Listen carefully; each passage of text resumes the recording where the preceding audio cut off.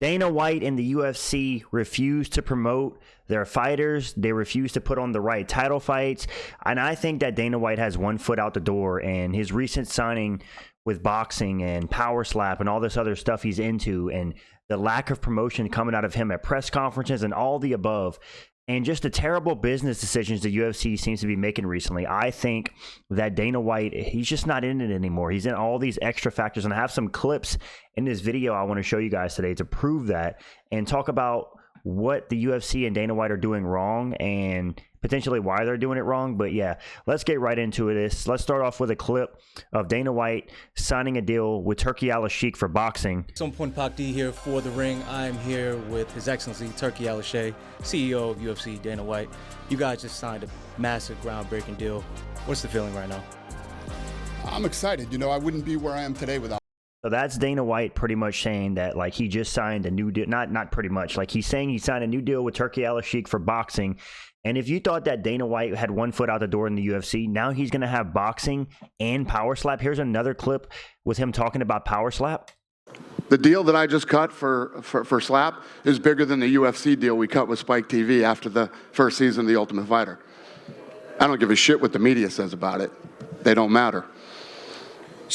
So look at the grin on his face. Dana White is an absolute gremlin. He loves whenever he cut a big deal, you know, and he's got the numbers running. He claims that power slap is bigger than any other sport in the world when it comes to social media, and that is bigger than the UFC in some areas. And it's like, dude, the UFC is your bread and butter. It's what built you. Now you're going off on a gimmick sport like power slap, and now you're shining boxing deals with Turki Al-Sheikh. I don't mind boxing deals with Turki Al-Sheikh, but the issue is he's taking focus off promoting the UFC, and he's not promoting whatsoever. He has zero promotion. I mean, I don't know what Dana White's on to or like what's his plans, but here is an eerie clip of him at the UFC 313 press conference, and this kind of confirms that like something's happening in 2025 with Dana White, rather it be him on his way out or rather it be him like giving up his position as CEO and stepping down but still being the face. I don't know, but listen to what he says here. In attendance at everything. Obviously, you're the face and the front man for so much on top of running the business. At what point do you say, you know, I got to find someone to pass a few of these things on to? We're going to find out this year. This year is going to be the, you know, we're going to find out this year. We'll see. We'll see how long I can run this hard. Come on, Gary Brecka. That's a very interesting clip by Dana. He's saying we're going to find out this year. So obviously he has the power slap, right, that he's putting a ton of promotion into. I mean, he's even making videos with OnlyFans girls in suitcases promoting it. And he's saying it's bigger than every other sport. Now he signs the boxing deal with Turki Al-Sheikh. And he's, like I said, he's already not promoting the UFC. He's not he even refuses to say Tom Aspinall's name in public just to protect the golden goose, Jon Jones. And I just want to get into some other stuff that Dana White and the UFC have been doing wrong. Let's start off with, and this is, like I said, it's not just Dana White. This is the UFC and Dana White. Let's start off with title shots. Just in the last 2 years, look at all the title shots that arguably were not deserved or the wrong ones. Strickland versus Duplessis. Strickland did not deserve the title shot. He went to a razor-close decision with Dricus Duplessis, and then he won a pitter-pat decision against Paulo Costa. Khamzat Chimaev should have got the shot over him. Kai Asakura, debuting in the UFC, gets a title shot against Pantoja, gets choked out. Stipe Miocic gets a title shot versus Jon Jones when there's an active interim champion in Tom Aspinall ready to fight. They give it to a 42-year-old retired Miocic.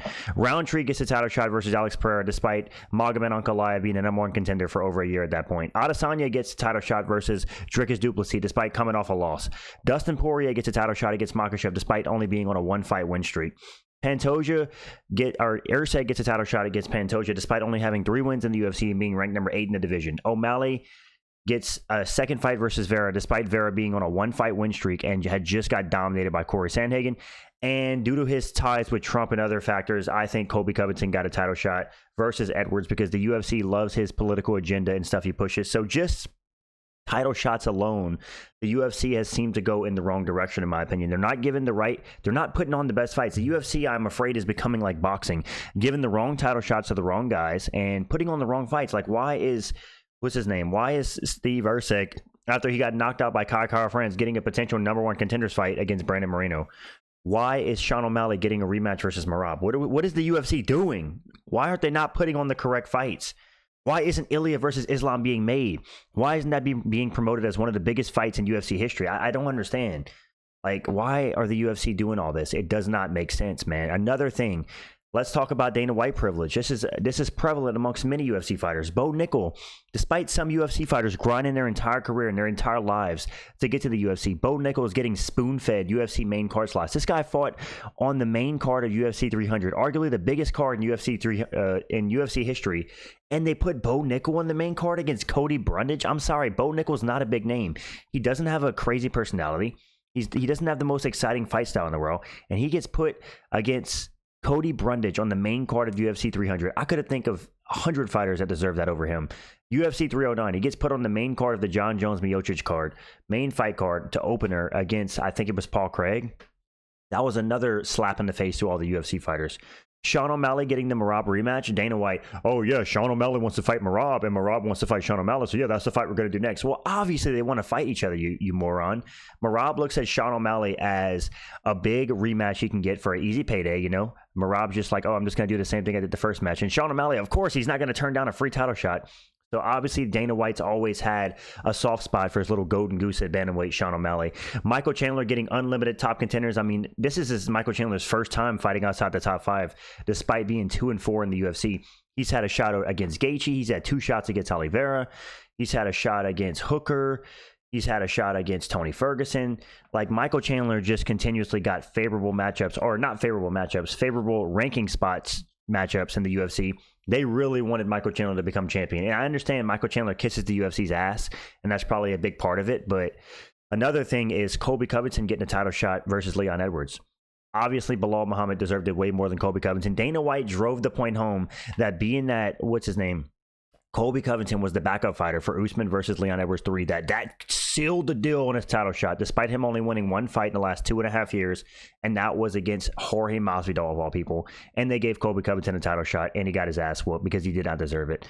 So just these things alone shows that the UFC is just going about everything wrong. They're putting on stuff that the fans don't want to see or don't care to see, and Dana White just he doesn't care anymore, man. Even if you see Dana White at the UFC, what was it?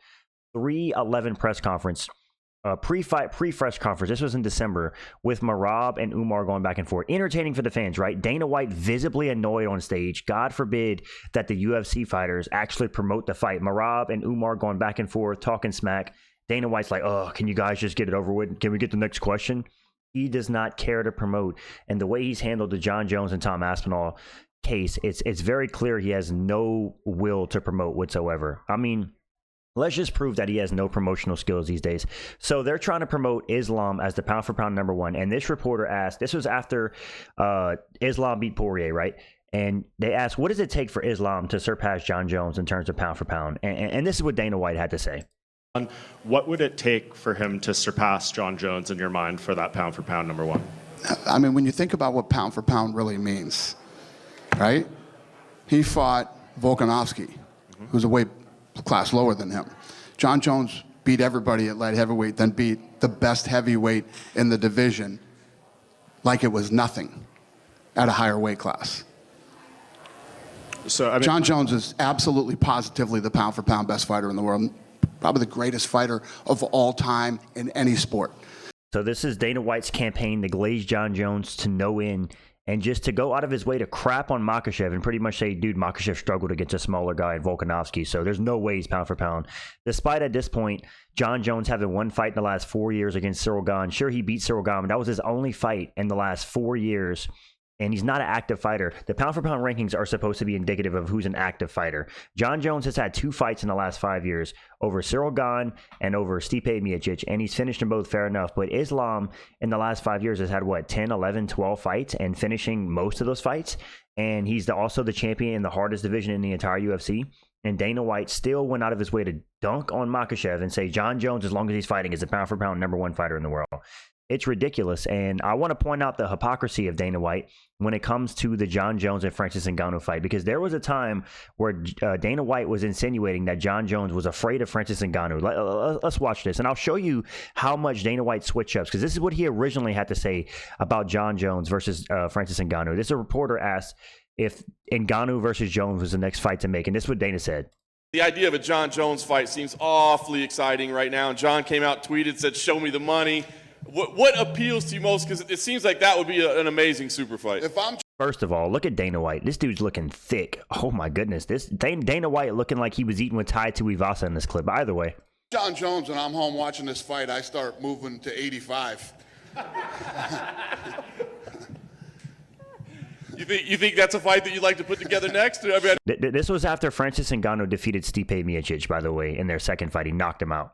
And Jon Jones said, show me the money. we don't matchmake, but that sure does seem exciting. Listen, I could sit here all day and tell you, what show me the money mean?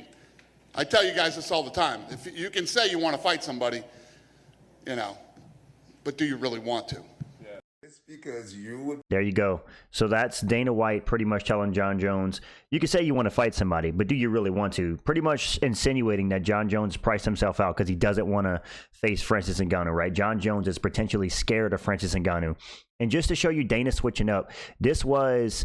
I don't remember exactly when this was, but this is pretty much Dana White completely flipping the script. He was asked if he thinks that Jon Jones is scared of Francis Ngannou. And this is after Francis had left the UFC and they had the whole shebang. So, of course, Dana White was going to take any chance he could to dunk on Francis Ngannou. So this is what he had to say when asked by, I think it was Shannon Sharp, about if Jon Jones is scared of Francis. Do you believe Jon Jones was afraid of Francis? Not only is Jon Jones not afraid of Francis, Jon Jones is the baddest fighter to ever live, ever, in any combat sport. Jon Jones is undefeated, never lost, and he went through murderer's row. Yeah. Then he goes Never lost. Clearly lost to Dominic Reyes. Anyways. out for 3 years, right? Sits out for 3 years, comes back, and beats Cyril. Gane. Like that, easily. In my opinion, he does the same thing to Francis. What? 100%. Does the same thing to Francis. Jon Jones, Francis didn't want to fight Jon Jones. Oh, there you go. Jon Jones is the scariest, most badass fighter of all time. There you go. Jon Jones didn't want to fight. I mean, Francis didn't want to fight Jon Jones. Jon Jones is the scariest badass fighter of all time. He's so scary that, you guys, he has Tom Aspinall quaking in his boots, his interim champion, who he's scared to fight himself.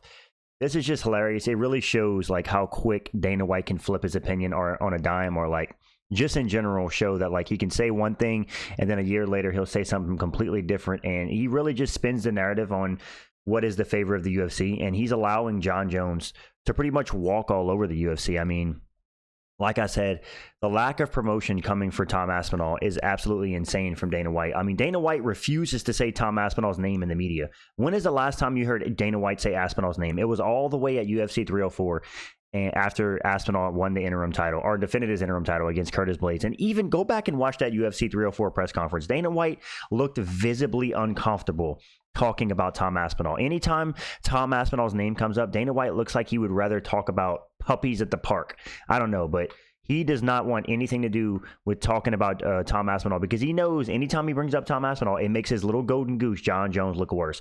And another thing is the reason that the UFC has not allowed Tom Aspinall to defend that interim belt, because a lot of people are talking about how, dude, why doesn't Tom just fight other guys? So why doesn't he defend his interim belt? The reason that's not going to happen, the UFC is not going to allow Tom Aspinall to defend that interim belt because it makes Jon Jones look worse, and the UFC cannot allow Jon Jones to look worse. So they've left Tom Aspinall on ice, waiting for Jon Jones to eventually sign the deal, allowing Jon Jones to hold all the cards and make the UFC just look bad. Dana White, I remember a time at the UFC 200 press conference, they literally pulled Conor McGregor from the entire card because he refused to do media obligations. This just shows that Jon Jones has more Dana White privilege than anybody in the history of the UFC. Jon Jones has been allowed to walk all over the company when even guys like Conor McGregor couldn't do it. He skipped a UFC 200 press conference, and Dana White literally pulled him off of UFC 200. It's actually crazy. And I want to point out another thing that Dana White, this was incredibly delusional by Dana White, in my opinion. This was about the bonuses. So if you guys remember, the fighters asked if he can increase the bonuses for UFC 304 in London, right? And Dana White went on to say that he's never going to increase the bonuses again because the fighters didn't fight any harder and it changed nothing. Listen to this.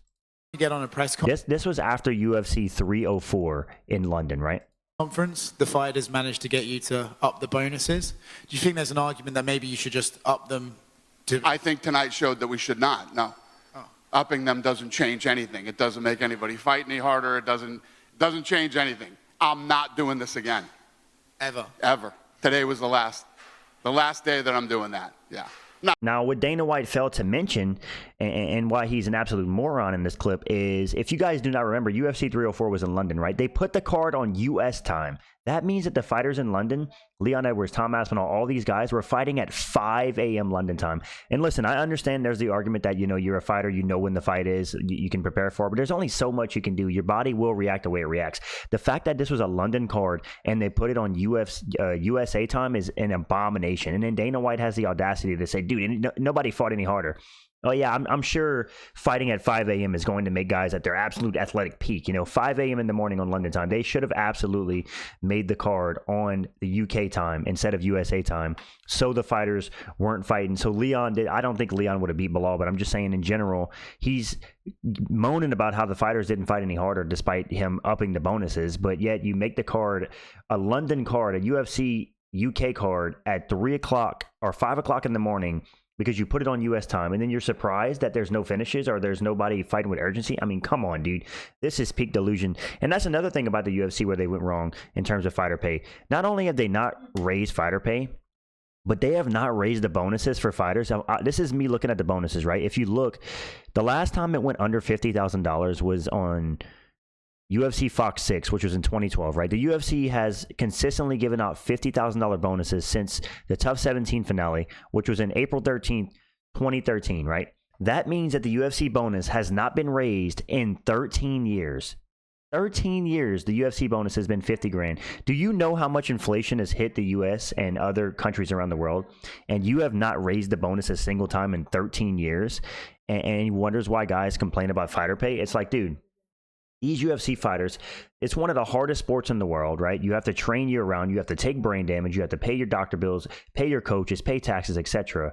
And the UFC has not raised the bonuses in nearly a decade and a half. It's actually insane that the bonuses in 2025 are still 50 grand. They should be minimum $100,000, minimum. The UFC reported $1.4 billion in profit, I believe, for 2024. And you're telling me you can't double the bonuses after all this time? You're telling me a champion like Ilya Taporia defeats Max Holloway, right? Probably makes like $2 million, and he gets a $50,000 bonus for being the first guy to ever finish Max Holloway. To me, that's an absolute ridiculous sham and embarrassment for the company. And just overall, watching these videos, Dana White refuses to promote in 2025. He doesn't promote. He refuses to say Tom Aspinall's name. He allows Jon Jones to walk all over the UFC. The UFC matchmaking has been abysmal with the wrong title shots going out to the wrong guys. Michael Chandler getting unlimited high matchups in the rankings. Steve Erceg, for whatever reason, maybe he has a video of Dana White we don't want to see because he can get all the high rankings in the UFC. It's like the UFC is just doing everything that no one wants to see. And Dana White's the headman of it. And I don't know if this is because he's on his way out and he just doesn't care. I don't know if you guys know this, but Dana White is not the president of the UFC anymore. I don't know how long ago this was. It might have been in 2023, 2022, but he was actually promoted to the CEO of UFC. And I think this was around the same time that powerslap was taken off and he was on this whole like powerslap tour. But it seems that ever since he became what we call the CEO of the UFC instead of like the president, he's just not been a promoter anymore. He's just not. There's no face-to-face interviews with fighters. There's no Dana White hyping up. Where's the Dana White that was hyping up Mayweather versus McGregor? Where's that Dana White for today? You see him at press conferences. That's another thing. Press conferences are in an all-time short span. They make press conferences these days like 15, 20 minutes. And then anytime the fighters go back and forth, Dana White pretty much shuts it down. It's like, all right, who's got the next question? It's like, where's the promotion, man? People want to see promoted fights. They don't want to see Dana White yapping up a storm about how powerslap is the next big thing and it's cutting bigger deals and bigger views in the UFC. We don't care about that, dude. It's a gimmick sport. We care about the UFC. We want to see the best fights. And the UFC is just not putting on the best fights. They're not promoting. Dana White has one foot out the door with powerslap and boxing. And yeah, man, I think he's potentially on his way out. Or I don't think Dana White will ever fully leave the UFC, but I can see a status where he's not the front of the UFC anymore, whether it be this year, next year, or in the coming times. I think we're going to see somebody else, maybe head of the UFC, and Dana White's still there, but he's not like the head guy you see at press conferences anymore. At least it seems that way. He has said multiple times that he doesn't want to retire and he's not anywhere near retirement, but his recent actions with signing the boxing deal with Turki Al-Sheikh, going on this powerslap tour, not promoting the UFC, it's like, what is going on behind the scenes? I want to know. Let me know what you guys think in the comments. Do you guys think that Dana White has one foot out the door? And why does he refuse to promote? If he's gonna be in the UFC and remain, why has he stopped promoting? That's my question. If you guys like these kind of videos, drop a like. I appreciate it. I'm out, and peace.